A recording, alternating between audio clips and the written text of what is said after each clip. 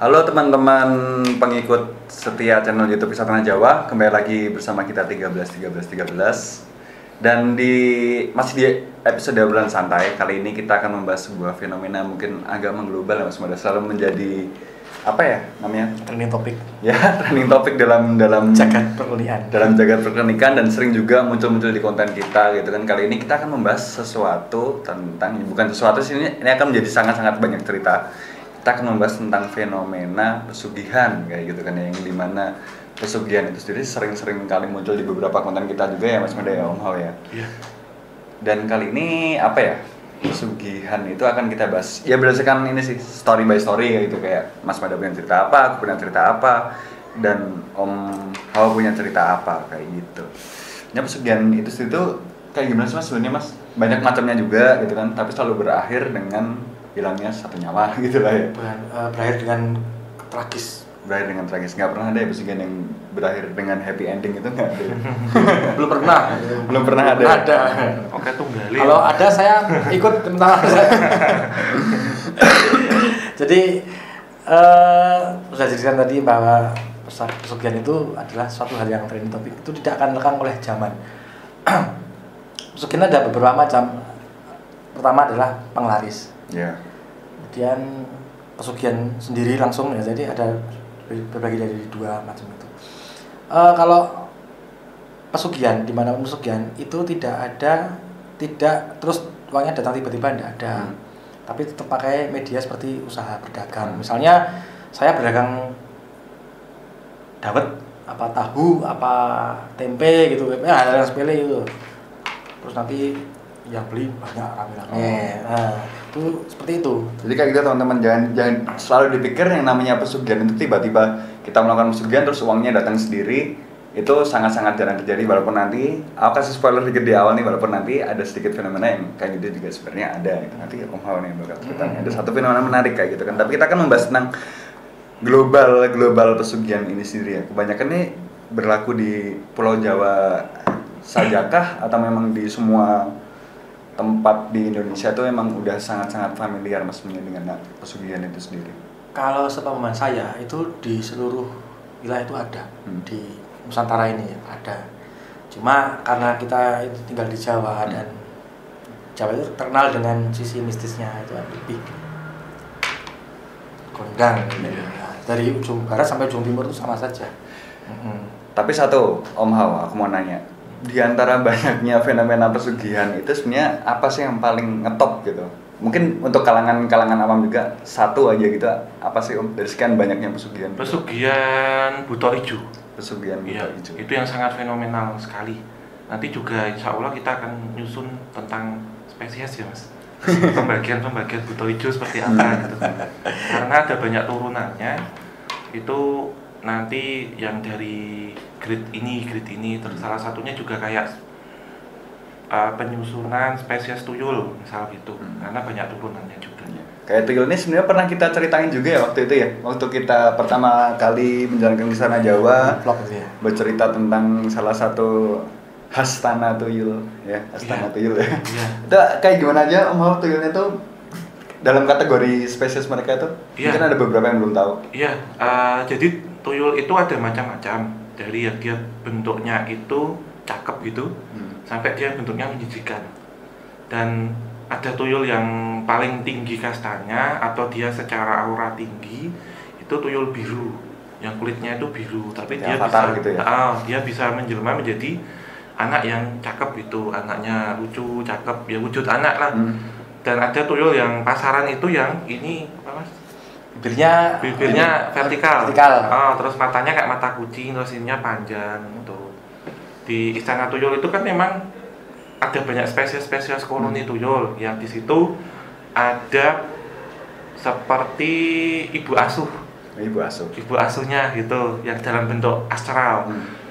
Di era sekarang tuh modern, jadi ada tuyul itu yang dijogikan. Jadi misal saya butuh tuyul, Mas Mada ini paranormalnya, lantas Mas Genta ini yang mengasuh, bapak asuh tuyul gitu. Gaib ini paranormal, saya klien. Nah saya datang ke Mas Mada, dimintai nanti mau mahar apa, seandainya saya punya maharnya 1 juta, nanti sama Mas Mada dicariin tuyulnya, dikasih anakmu ini gitu, ditembungkan ke sini, daripada saya harus melakukan tirakat, ritual macam-macam untuk saya ke sini direct, mending saya lewat joki. Kalau saya punya 100 juta ya dapatnya yang cakep. Kalau saya punya 100.000 atau 1 juta ya dapatnya omset per harinya sekian. Dikategorikan berdasarkan omset ya berarti? Iya. Gila kan ya? Dari per harinya itu 100.000 sampai ada yang per harinya 100 juta. Tergantung mahar. Jadi semakin jelek itu semakin rendah penghasilannya. Iya, kan yang jelek itu kadang ini anaknya itu ingusan, ya. Terus giginya itu kan gini tuh. Kayak gini ya, kayak ikan dulu. Kayak ini loh. Oh iya. Cengit. Terus kalau yang wujudnya cakep ya gigi nggak ada giginya kayak anak balita. Dan piara tuyul harus punya istri karena si istri ini harus kasih ASI. Kalau ASI yang dimaksud itu kan biasanya air susu, tapi ini yang diisap itu darah. Biasanya juga bakal berpengaruh ke perawakan si istrinya itu biasanya ya. Biasanya laki-laki suaminya itu gemuk. Terus yang istrinya kurus kering. Saya nggak pelihara tuyul ya. Tapi ada yang menarik loh, Dek. Iya.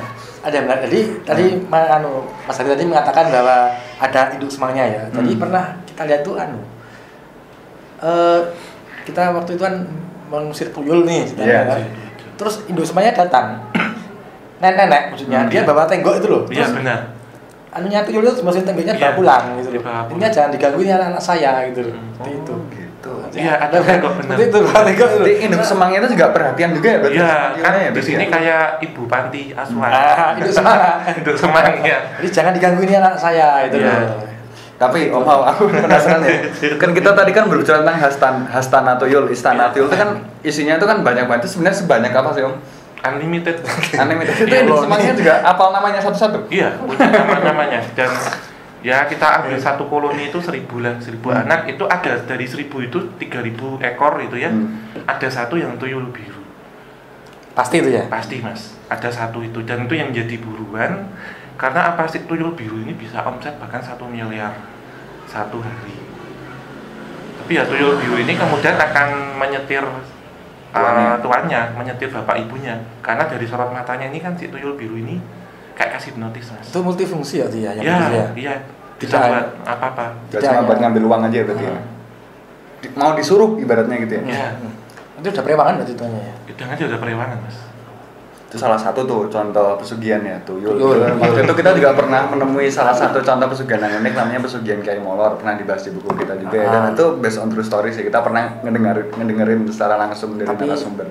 Itu sudah nggak ada ya? Itu ya udah hampir punah ya katanya. Hampir punah. Tahu. Iya itu ngeri ya. Sedikit cerita aja Mas Menda, sedikit spoiler aja tentang pesugihan Kiai Molor ini. Jadi itu disusupi siluman kayak reptil gitu loh, kayak kadal berair itu ya. Berlendir. Jadi MOU-nya begini. Misalnya saya ini silumannya, Mas Genta jadi kliennya. Yang kedua ini nggak apa-apa, biar lebih jelas. Kamu mau seperti saya, berlendir, bau, tapi kamu mendapatkan kekayaan seperti itu. Misalnya Mas Genta bilang ya oke. Nah, sudah akhirnya terjadi MOU itu akan sampai mati. Kalau tidak ada yang meneruskan ya sudah habis hartanya gitu. Dan nanti ketika pelaku pesugihan itu wafat ya sudah, dia akan bekerja untuk silumannya itu seperti itu ya, seperti itu siklusnya seperti itu, rata-rata pesugihan seperti itu. Tapi ya Om Hao, kita berbicara tentang pesugihan itu kan pasti kan berbicara tentang kontrak ya, kontrak ini akan berakhir sampai kapan? Ada nggak sih Om yang pesugihan itu sifatnya kontraknya hanya adalah sampai 10 hari ke depan, sampai 10 bulan ke depan, 1 tahun ke depan itu ada nggak sih? Kalau itu secara penglaris ada kontrak tertentu, tapi kalau pesugihan itu ada yang unlimited. Jadi jangan macam-macam ya kalau sudah pesugihan. Itu bisa jadi nanti yang ngurusin anak cucu, dan kalau tidak bisa diputus nanti hartanya yang terputus. Karena ada istilahnya bahwa pesugihan itu sejatinya mengambil harta dari keturunan, jadi karma baiknya sudah diambil di depan itu Mas. Kalau jadi ada 3 step ya sebenarnya, ada pengasihan, ada penglaris, ada pesugihan. Tapi ini tidak bisa kita jabarkan karena waktunya pendek gitu. Kalau namanya pesugihan itu kan datang dengan niat ikhlas, bukan ikhlas, maaf. Apa ini Mas, tetap itu? Tetek hati. Tetek hati itu Dan bertekad. Sudah bertekad gitu, sudah mantap. Karena nanti si paranormal kan bertanya, kamu kesini sudah mantap belum? Lalu apa yang ada yang kamu punya? Yang kamu punya itu bukan terus harta atau apa, tapi sudah ada yang buat jaminan, tidak? Jaminannya dalam bentuk apa? Dalam bentuk nyawa, anak istri, keturunan, orang lain mungkin nanti itu. Seperti itu ya, nanti. Kalau itu apa namanya? Dulu kan Mas Gunta pernah nulis itu loh, apa? Keluarga tak kasat mata itu kan. Itu gimana itu Mas? Yo ya sekarang pengalamannya. Ya sekarang buat teman-teman semuanya yang kebanyakan di kolom YouTube menanyakan 13 itu artinya apa gitu kan ya, itu sebenarnya istilah 13 itu muncul ketika aku menuliskan satu cerita berjudul Keluarga Tak Kasat Mata yang pada akhirnya aku dibantu oleh 2 orang temanku, ada Om Hao, ada Mas Manda juga. Jadi 13 artinya adalah kita lahir di tanggal yang sama, 13 Februari. Beliau berdua lahir di tanggal 13 juga tapi berbeda bulannya, seperti itu ya. Sama-sama bulannya, maksudnya cuma beda sama saya aja. Beda gitu. Beda tahunnya. Jadi maka itu kenapa kita menyebutnya tanggal 13 dan pertemuan ajaib kita pun waktu itu juga terjadi di tanggal 13 juga, di part 13 juga ya kalau nggak salah. Ya. Jadi teman-teman yang mempunyai tanggal kelahiran 13 jangan pernah merasa dirinya menjadi orang yang sial gitu kan. Jadi kan kadang-kadang seperti itu pertanyaannya ya, apakah saya sial? Tidak. Itu hanya doktrin aja. Itu tipu-tipu. Jadi sekilas cerita nih teman-teman, buat aku juga pernah menuliskan satu cerita berjudul Keluarga Tak Kasat Mata yang dimana itu awalnya dia bercerita tentang pengalaman di kantor mantan kantorku dulu kayak gitu kan, yang pada akhirnya sebuah rahasia harus terkuak dan itu berujung kepada sebuah fenomena pesugihan ya. Kalau di cerita itu diceritakan sang tuan itu menuhankan pada sosok siluman berumur berapa ya? 3.000 tahun yang namanya tidak boleh disebut. Seperti Voldemort. Inisialnya siapa Mas? Inisialnya seperti nama AC sih sebenarnya sih. Saya nggak mau nyebutkan nih. Nanti datang soalnya gitu kan. Nih langsung gerak sendiri nih. Iya ya Mas. Ini ada angin loh. Oh iya.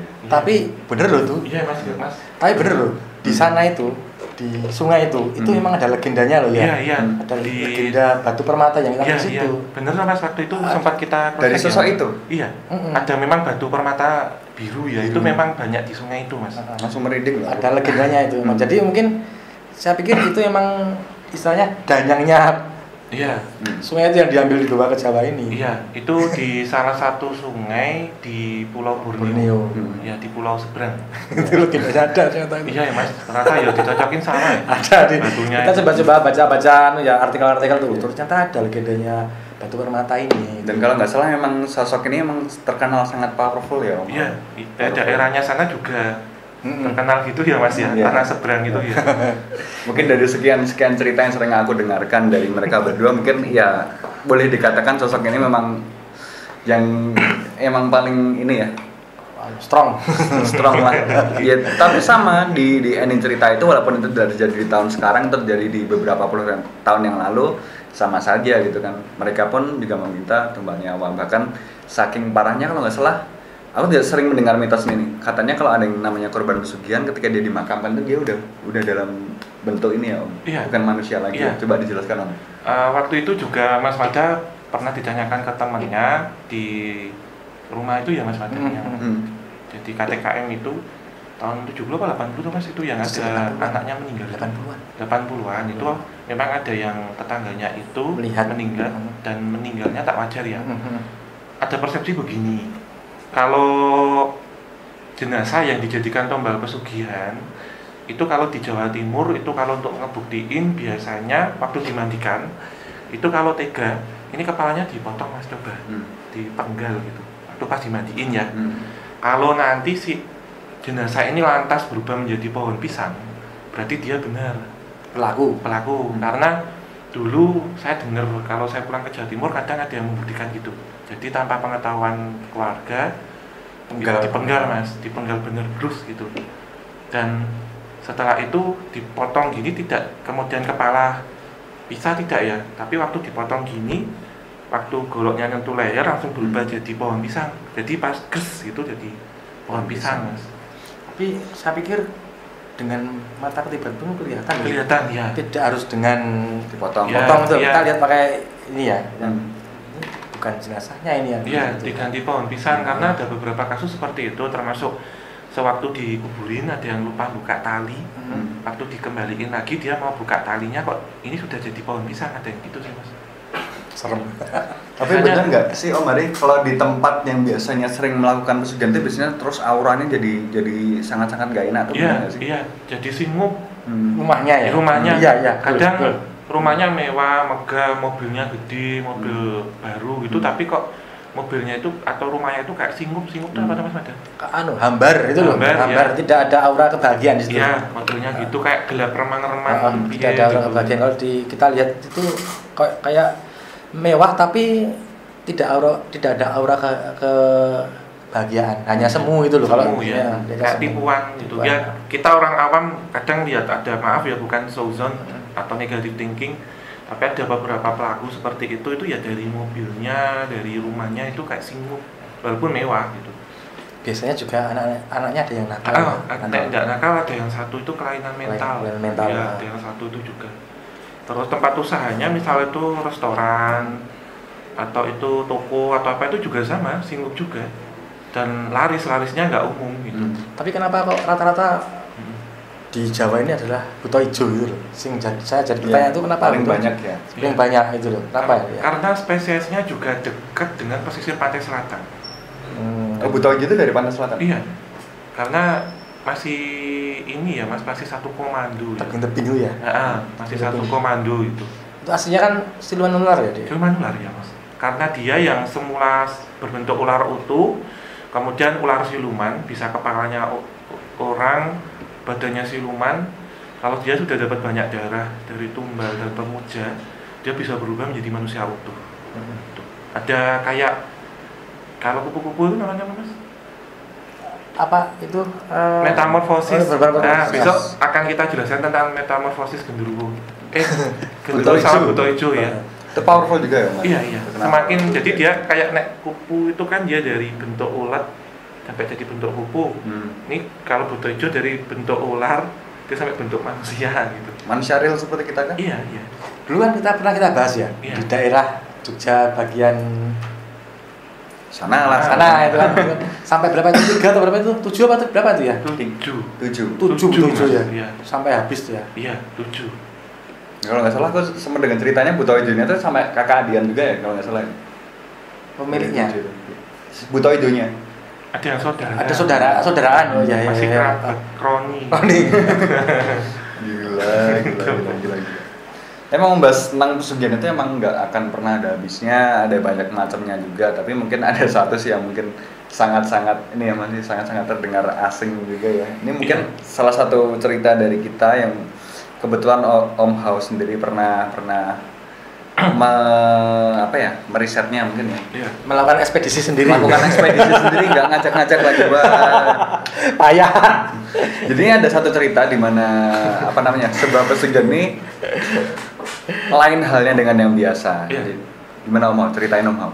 Waktu itu kan saya ya ekspedisi sendiri karena saya menyamar. Karena saya ada harus nyamar jadi pelaku yang mau nyari gitu. Ini lokasinya di timur kota Jogja, di timur Kabupaten Sleman lokasinya itu.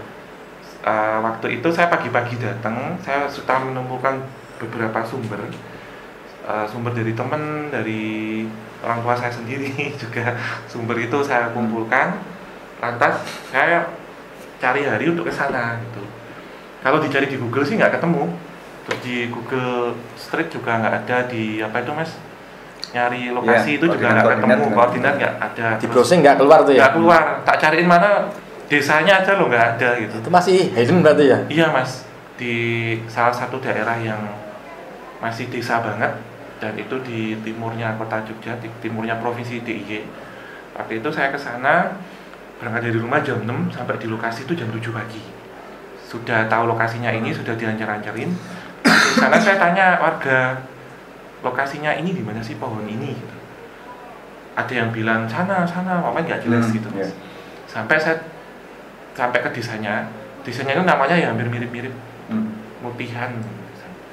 Waktu sampai ke sana itu saya tanya ke ibu-ibu yang di sawah karena kan pagi, ditunjukin rumah juru kunci di sana. Saya mau ke tempatnya juru kunci itu tutup, beliaunya nggak ada. Lalu ada orang lewat itu tanya saya, Mas mau kemana atau mau ke sana? Udah tahu gitu. Iya Pak. Udah ke rumah saya dulu. Setelah saya sampai ke rumah sana, saya ditanyain, kesini sudah mantap gitu, sudah. Kalau sudah mantap, saya survei di rumah siapa. Yang disurvei itu maksudnya keluarga. Karena syaratnya kan harus punya anak istri. Waktu itu ya saya karena ini menyamar ya saya bohong gitu. Nanti ada anak saya satu di rumah, dicek di sana terus belum dicek ya, waktu itu saya diantar ke TKP situ. Waktu saya sampai ke TKP-nya itu saya melihat di situ ada pohon randu alas itu yang unik. Pohon randu ini hanya kulitnya saja, batang kayunya itu sudah hilang, jadi kayak growong itu kayak bulat, bolong tengahnya itu bolong gitu. Waktu saya di sana saya lantas duduk, kemudian sama bapaknya ini ditanya-tanya, mantap gini-gini enggak. Jadi singkat cerita bahwasanya di situ namanya bank gaib, Mas. Bank gaib secara visualisasi yang mereka tampakkan itu ya seperti bank-bank besar, seperti bank-bank terkenal, ada teller, ada satpam, ada manajer, Institusi gitu lah. ya, Gudang uangnya ada ya? ada brankas, ada Brankas. ATM juga. Ada ATM. Secara bentuk memblo ya Mas, mewujudkan, tapi bentuk aslinya ya seperti itulah. Lalu sama si bapaknya itu ditanyain, ini kesini mau pinjam, mau pengajuan dana hibah, atau mau simpan pinjam.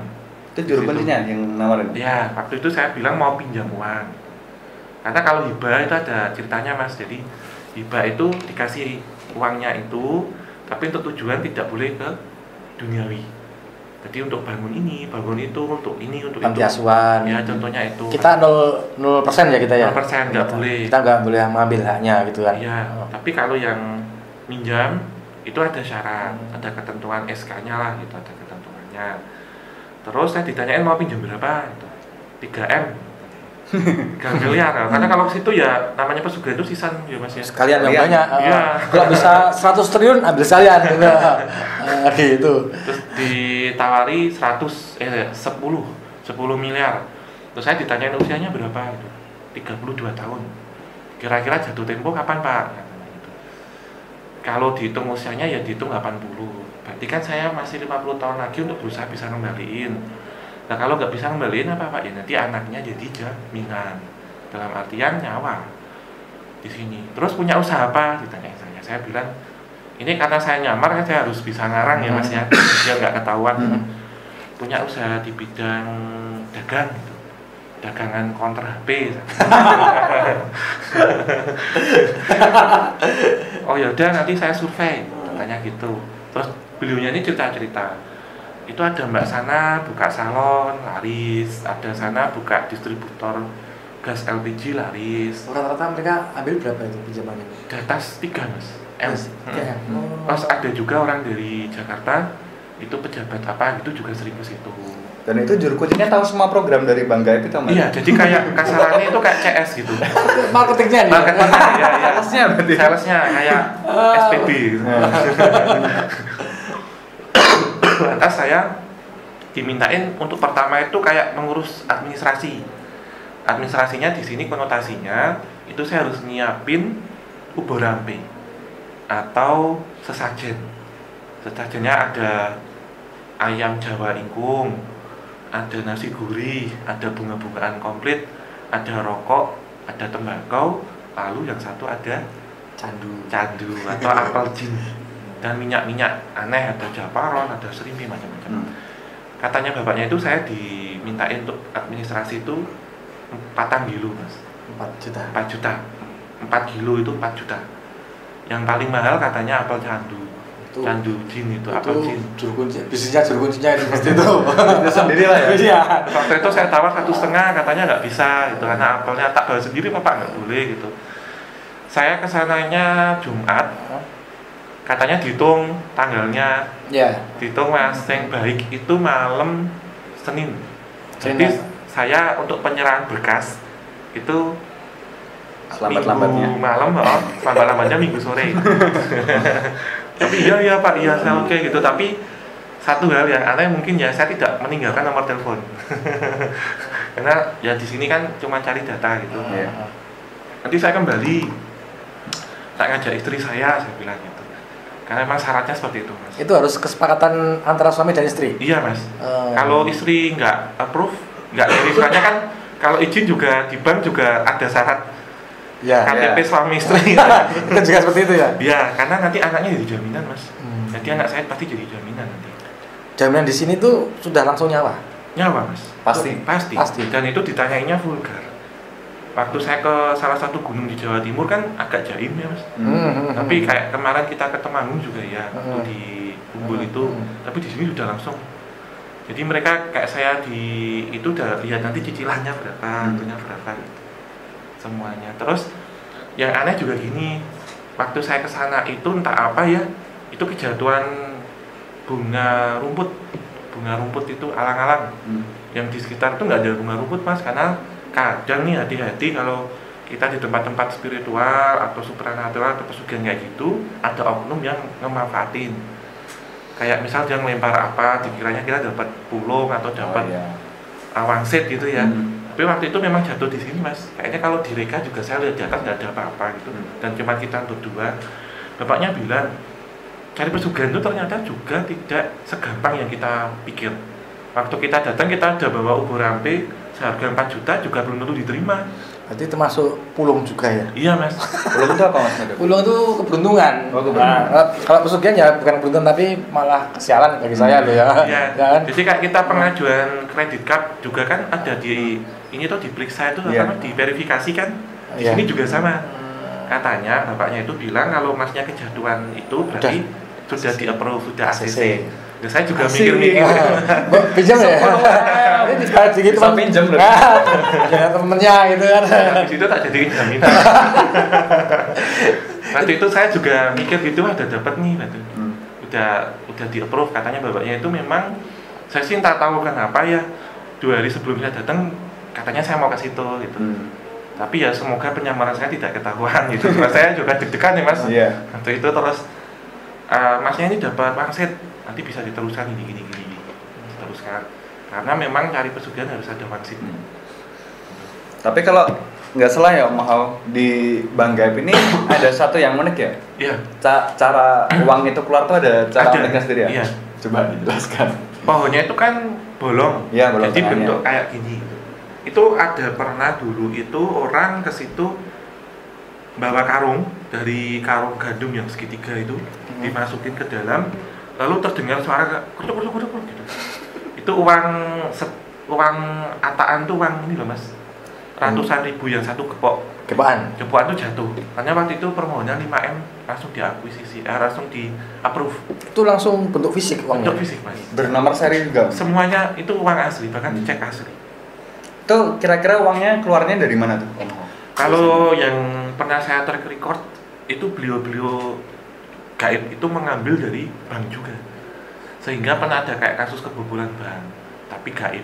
Tidak bisa dijelaskan. Tidak bisa ini dijelaskan ya. ya. Sehingga di banker bank di bankernya itu disempatkan BK mas. Ya, Bitoro Karang. Ya itu kayak jenglot tapi sudah tinggi. Lebih tatannya tinggi. Ya, yang itu untuk ngeblok kalau ada pembobolan seperti itu. Tapi dulu pernah saya dengar tahun 90-an apa ya? 90-an. Itu pernah waktu saya tuh main di satu tempat lah, itu pada ngomongin soal bank yang kecurian. Jadi karung isi uang itu berubah jadi pasir. Iya mas. Lenyap jadi pasir. Itu mungkin saya pikir bisa jadi di kotak gatok sama ya, ini ya. Ya, gitu. Itu apa namanya? Uang itu berubah fisik, sudah langsung fisik. Ketika dibawa ke rumah itu ada pantangannya. Ada mas. Salah satunya apa? Misal tidak boleh ketemu rombongan takziah, atau nggak boleh mampir, terus nggak boleh ke kamar mandi walaupun kebelet. Itu langsung bisa digunakan tapi. Iya. Ada juga yang karena ini pohon, uang itu jadi berubah menjadi uang daun kering. ada yang berubah jadi kertas koran. Tapi Om mau, tadi kan dijelaskan kalau di Bank Gaib ini kan dia kan pohon, tapi kalau dilihat dari kacamata lain tuh dia berupa sebuah institusi tuh. Itu sebenarnya ilusi dari mereka juga nggak sih? Itu ilusi. Ilusi dari mereka Ya, juga. mereka kan bisa merubah 1001 wujud. Ya. Jadi gini loh, kalau saya pikir seperti pandangan beberapa orang kan bertingkat, Iya. ya toh. Kalau ketika kita menggunakan satu tingkat indera ke-6 kita, itu lihatnya ya seperti itu. Kita naikkan lagi sudah berubah lagi, gitu loh. Itu ya dia. Ada beberapa lapisan. Lapisan lah. Tapi kalau wujud aslinya apa Om? Kalau boleh kasih sedikit deh. Macam-macam. Ini ibaratnya institusi kan ibaratnya bisa dibilang paling bawah ya? Iya. Ya. Iya. Atasnya gitu atau Ya. pohon biasa kah? Atau? Pohonnya pohon biasa. Hmm. Cuman karena ini pohon sudah dihinggapi energi astral, sehingga pohon ini kemudian dirubah seperti yang dia pingin. Bisa dibikin bolong atau macam-macam. Jadi kalau dilihat itu ya ada sosok yang ada harimau, ada sosok ular, dan wanita separuh ular. Wanita separuh ularnya itu berubah jadi ini mas, teller, mbak-mbak yang cantik. Kalau di wujud pertama gitu. Nyebai. Jadi cantik-cantik. Jadi yang laki-laki kayak di apa itu security terus CS. Ya, bentuknya itu tapi wujudnya ya pakai blazer, pakai dasi. Ya sama kayak Barna mas. Bentuknya itu ngisi form dulu macam-macam. Tapi kalau nggak salah, Om Mau pernah sedikit cerita ke kita kayaknya di pohon itu malah justru sebenarnya sosok penunggu tertingginya malah justru sosok positif ya Om? Iya, yang waktu itu saya tanya ke bapaknya yang nganter saya, ini eyangnya baru rapat meeting di Gunung Lawu, itu belum kembali. Jadi itu kayak ini loh mas, apa ya manajer tertinggi itu, branch manager kali ya. Iya. GM lah. GM-nya di situ. Gitu.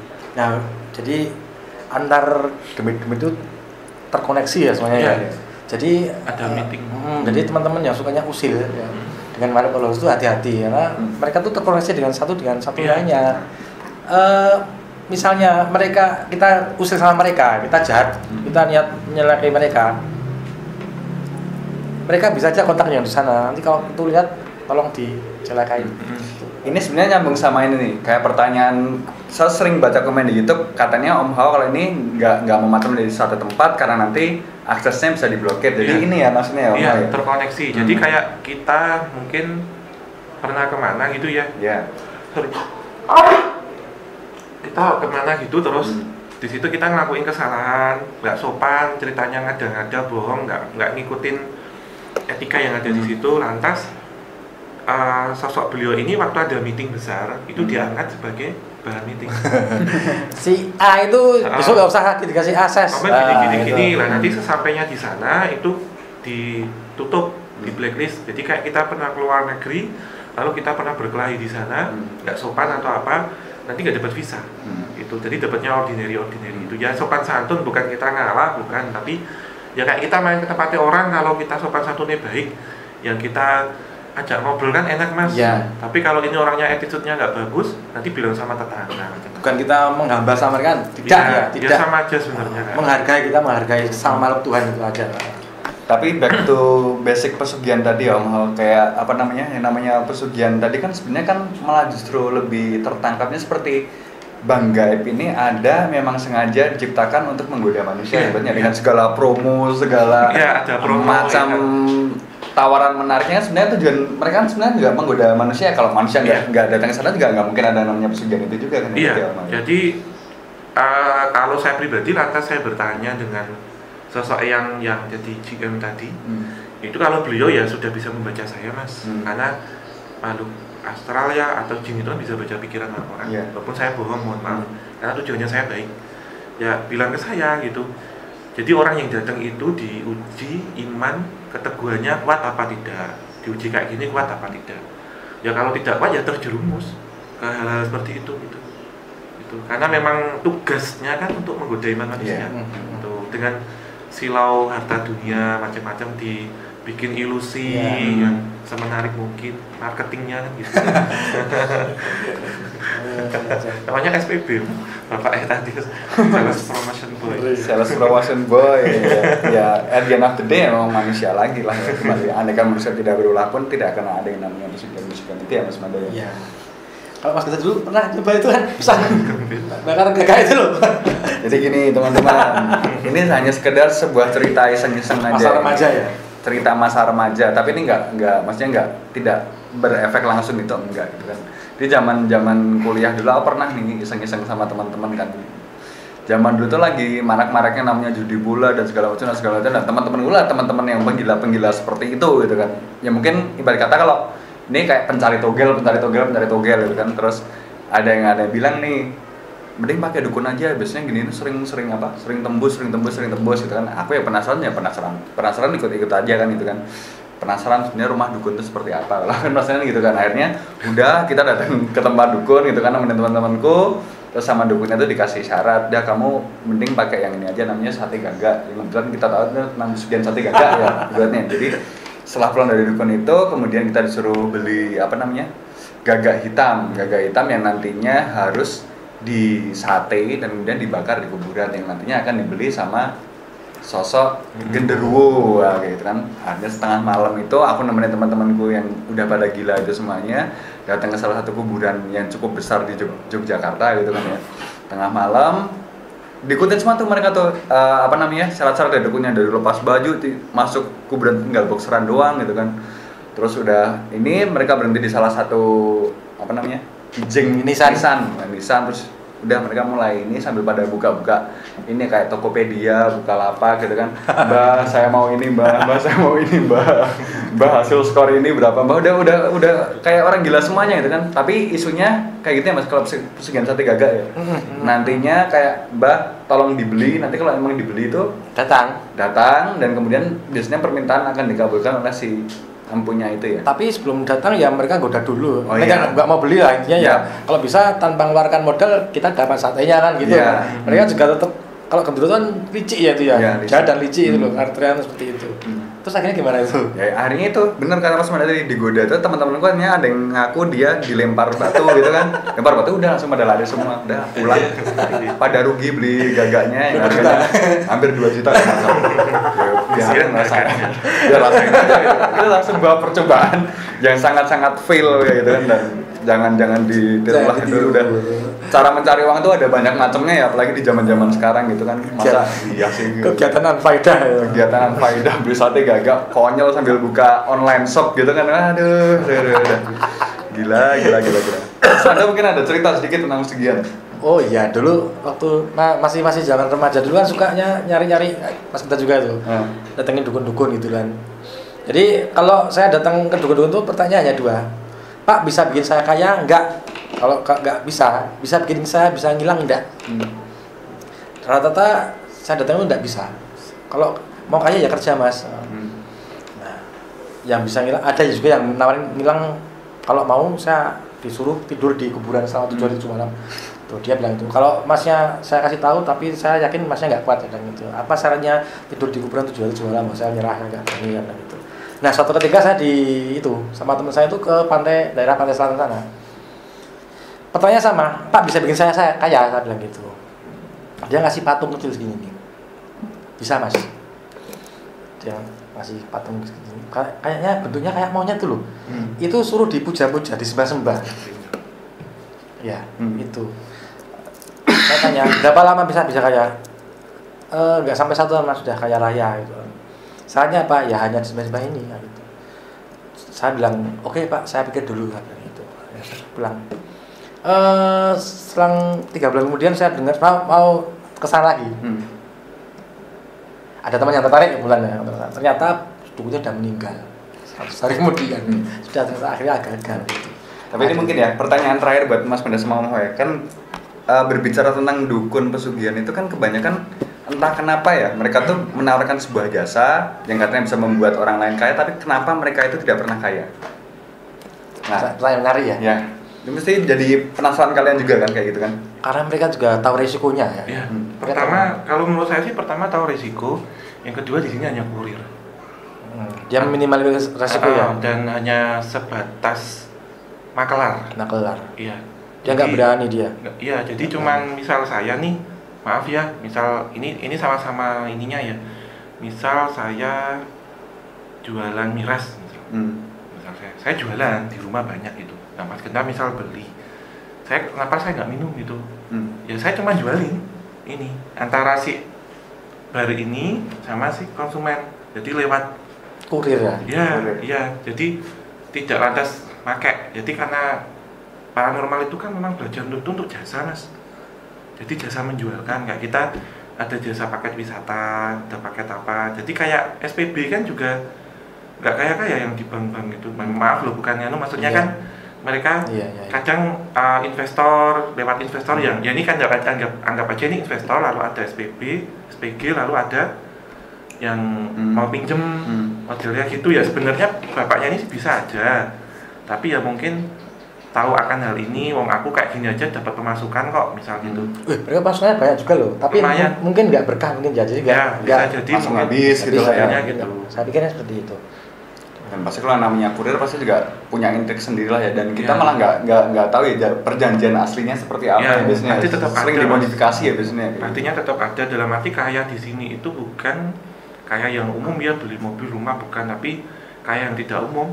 Jadi tanahnya bisa ratusan hektar gitu. Iya, biasanya seperti itu. Ya seperti itu, bukan kaya dalam arti punya itu bukan, tapi kayanya itu di atas normal, abnormal lah gitu. Kalau pesugihan nggak mungkin. Pesugihan cuma bisa beli mobil satu, itu orang biasa aja bisa gitu. Rumahnya kayak ada banyak pilar-pilarnya tuh ya. Mobilnya kayak istana, mobilnya banyak gitu. Jadi gitu teman-teman semuanya, membahas tentang pesugihan tuh nggak akan pernah ada habisnya ya. Kayak kita udah cerita di sosial media Kisana Jawa aja yang berupa pesugihan udah berapa cerita sendiri ya Om Hao sama Mas Mada ya.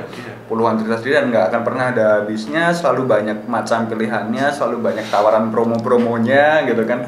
Dan resikonya nggak segala-segala, pasti satu, nyawa. Jadi semoga banyak atau sedikitnya yang udah kita utarakan dari pengalaman Om Hao, Mas Mada, pengalaman teman-temanku dulu juga, ya intinya buat apalah yang namanya jangan pernah mencoba. Ya, pesugihan itu kerja gitu. Jangan pernah mencoba dan jangan pernah tertarik dengan uang instan. Kekayaan instan tuh nggak ada gitu. Bahkan judi pun tidak bisa menjamin sebuah kekayaan instan gitu kan ya. Jadi mungkin segitu aja, kalau kita jelasin panjang lagi macamnya mungkin bisa 17 hari ini video ini ya sebenarnya. Termasuk ada juga pesugihan yang kursi itu kan belum. Oh iya, masih ada satu cerita lagi tentang pesugihan kursi kosong, tapi wah udah mau maghrib ini. Udah mau maghrib ini. Udah mau maghrib juga kan, jadi mungkin akan kita bahas di obrolan santai selanjutnya. Jadi kurang lebihnya begitu teman-teman semuanya, sedikit cerita dari kami, semoga bisa jadi pembelajaran yang baik. Kalian ambil, yang buruk ya udah jangan dicontoh kayak gitu kan. Jadi sekian, sampai jumpa di obrolan santai selanjutnya. Sampai bertemu lagi dengan kita bertiga. 13. Terima kasih semuanya.